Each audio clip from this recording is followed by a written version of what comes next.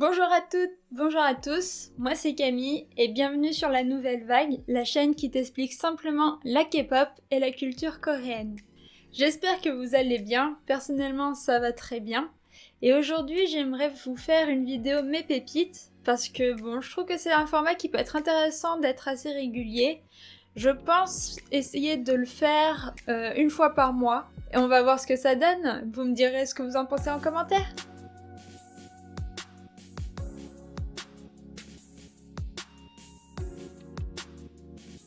Donc aujourd'hui, nouvelle vidéo pépite, et j'aimerais vous parler d'un artiste que j'apprécie particulièrement quand il s'agit d'avoir de la musique en fond pendant que je travaille, que je fais du montage, etc. Et cet artiste, c'est Eric Nam.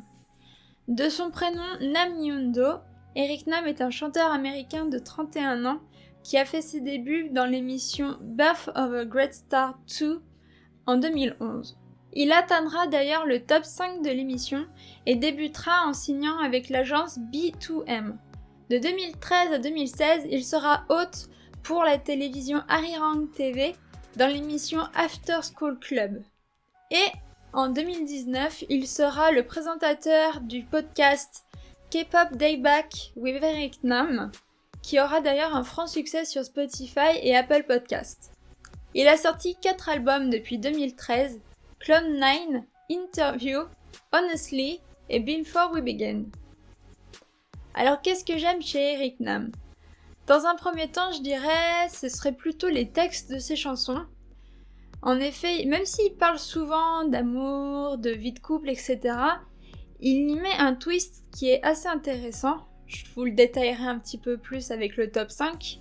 Mais globalement, il aime chanter l'amour et le quotidien, mais d'un autre point de vue en fait, pour bousculer un peu nos habitudes, je dirais, et tout ce qui est commun.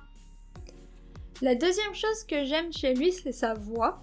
Elle est assez douce, très pop, mais en même temps, on le reconnaît. Ce que j'entends par là, c'est que il a un timbre de voix qui n'est pas extraordinaire ou exceptionnel, mais il s'est construit un univers sonore qui fait que on reconnaît toujours une chanson de lui en fait, et c'est quelque chose que j'apprécie. J'aime quand les artistes ont une patte, quand on peut facilement les reconnaître, qu'on sait que cette chanson c'est la leur, et qu'on n'a pas besoin de l'écouter en entier pour le savoir en fait. La troisième chose que j'aime chez lui, je dirais, c'est ses instrumentales. La plupart sont assez soft, assez calmes, mais certaines, comme pour Potion, ont des inspirations un peu plus originales. Celle-ci, c'est une inspiration un peu hispanique. Et en fait, ça apporte une ambiance qui est genre parfaite pour travailler. C'est typiquement le genre de chanson que j'ai envie d'écouter quand je bosse en fait, Eric Nam, parce que elles se fondent bien dans le background et elles ont une atmosphère qui est très douce pour la plupart, très tendre.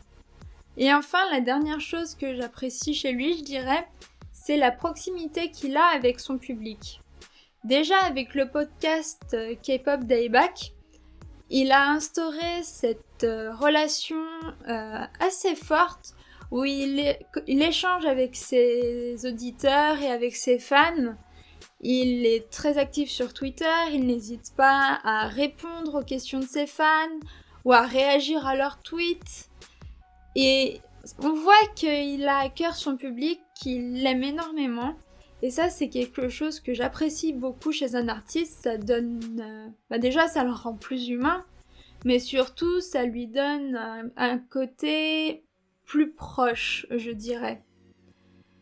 Et en plus de ça, il est allé jusqu'à, du coup, avoir une ligne téléphonique spéciale dédiée à ses fans, où du coup, on peut lui envoyer un SMS et du coup, il répond à certains. Je trouve le geste assez rigolo. Et c'est une bonne façon d'entretenir du coup sa relation avec son public et de montrer qu'on y porte un intérêt, je dirais.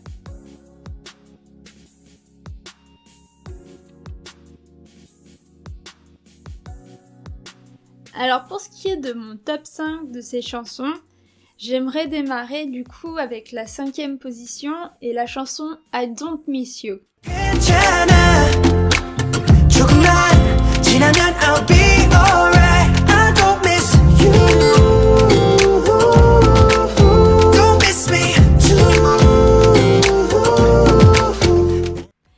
Elle est très douce, avec une guitare acoustique qui est très simple et et juste sa voix qui accompagne jusqu'au moment du refrain où ça gagne un peu plus d'ampleur tout en restant quand même très intimiste, très soft, mais du coup l'ambiance de la chanson en elle-même est du coup très douce et très berçante, je dirais. Pour ce qui est des paroles, elle fait partie des chansons justement où je disais que ça parle d'amour mais avec un twist, puisque là il s'agit du coup de dire je me remets de notre séparation, tu me manques pas, donc fais en sorte que pour toi je ne te manque pas non plus. J'aime cette idée parce que ça change en fait tout simplement des chansons qui parlent de séparation de façon très larmoyante, très tu es tout pour ma vie et je ne peux rien faire sans toi. Parce qu'au final, dans la vraie vie, ça arrive que des fois on se sépare et que ce soit pour le mieux en fait. Clairement, la séparation n'est pas toujours une mauvaise chose. Et avoir du coup ce thème dans ces chansons, c'est quelque chose que je trouve très intéressant. Ça normalise un peu le sujet et puis ça rend tout ça un peu plus relatable. Je sais pas si vous voyez ce que je veux dire. Dans le même genre, on arrive sur ma 4e position avec Congratulations. Congratulations, you're finally leaving. Let's throw a party here tonight and toast to the end of you and I. Congratulations, you finally. C'est le même thème, l'idée que on s'est séparés, c'est une bonne chose, mais cette fois-ci, c'est extrêmement pop positif. La chanson, elle est hyper entraînante. En fait, si on ne comprend pas les paroles, on pourrait penser que c'est une chanson pop d'amour ou un peu summer. Donc c'est assez drôle en fait au final quand on remet les paroles dans la chanson, parce que du coup ça crée un décalage entre les deux et c'est super rafraîchissant en fait. C'est hyper intéressant de faire ça. D'ailleurs, le fait qu'il soit coréano-américain, ça lui permet en fait de changer les langues dans ses chansons. Donc ça arrive que des fois, il se projette beaucoup plus en coréen. Et là, par exemple, son dernier album est un album complètement en anglais. Donc du coup, il joue un peu avec les langues comme ça. Et ça lui permet d'être plus versatile, je pense. Ma 3e position du classement, c'est la chanson Honestly.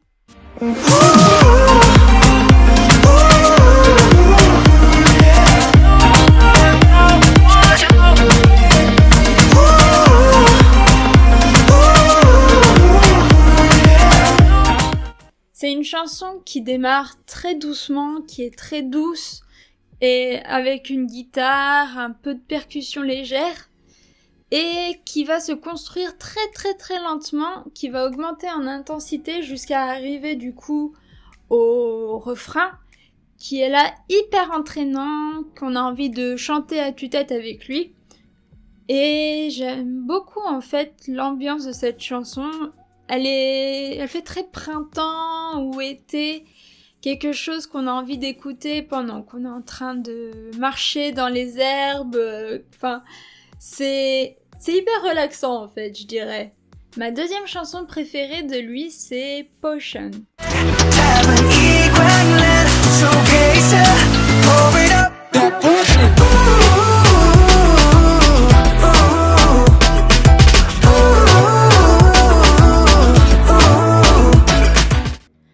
Alors Potion, je trouve qu'elle a une inspiration un peu hispanique en fait.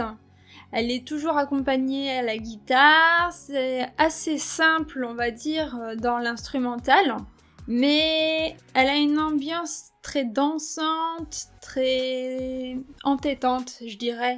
On l'a très facilement dans la tête et c'est une chanson qui accompagne bien en fait. Elle a été faite avec le rappeur Woody Goshald, que j'apprécie beaucoup aussi, tout comme Honestly qui est dans le même album. Je trouve que elle a une ambiance qui fait très été-printemps. C'est l'ambiance même, je pense, du CD en fait au final de l'album. Bon, vous l'avez compris, c'est une ambiance que j'apprécie beaucoup pour quand je suis en train de travailler. Et enfin, la première chanson de mon top 5, c'est Runaway.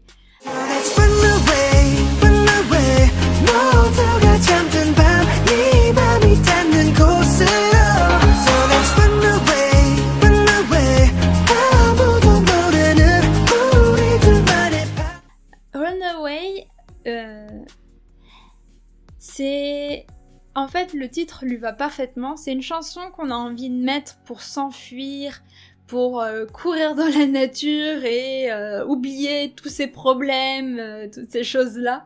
C'est une chanson qui donne beaucoup la pêche en fait et qui est ultra positive dans sa compo et dans son instrumentalisation. Instrumentalisation. Je ne sais pas si c'est vraiment un mot qui existe. Dans son instrumental plutôt. Et le clip d'ailleurs de cette chanson lui va parfaitement bien. Parce que du coup, on le voit avec une actrice et ils font un très très beau couple qui est hyper léger, sans soucis, qui s'amuse, qui court, voilà. C'est un peu un appel à la nature et un appel à lâcher son boulot de merde pour passer du temps avec un être cher ou avec ses amis. Et du coup, je trouve que cette chanson va vraiment très très bien pour ça. Et voilà, on a déjà fait le tour de cet artiste. En fait, je trouve qu'il y avait un peu moins de choses à dire que pour Sriracha, parce que pour le coup, ce sont des chansons que je trouve qui se ressemblent un peu plus. Donc automatiquement, j'ai un peu moins de choses à dire, sinon je risque de me répéter, et alors déjà moi ça me saoule, alors j'imagine pas pour vous, ça doit pas forcément être très agréable. Donc, c'est fini pour aujourd'hui, je dirais. N'hésitez pas à me dire en commentaire ce que vous en pensez si vous le connaissez déjà, et si ce n'est pas le cas, dites-moi quelle est la chanson qui vous plaît chez lui et si c'est une bonne découverte pour vous. De toute façon, on va se retrouver le mois prochain pour la prochaine pépite. D'ici là, bien évidemment, vous pouvez toujours voir les autres vidéos de la chaîne.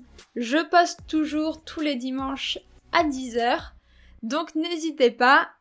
Abonnez-vous et on se retrouve pour la prochaine vidéo. Ciao, bye!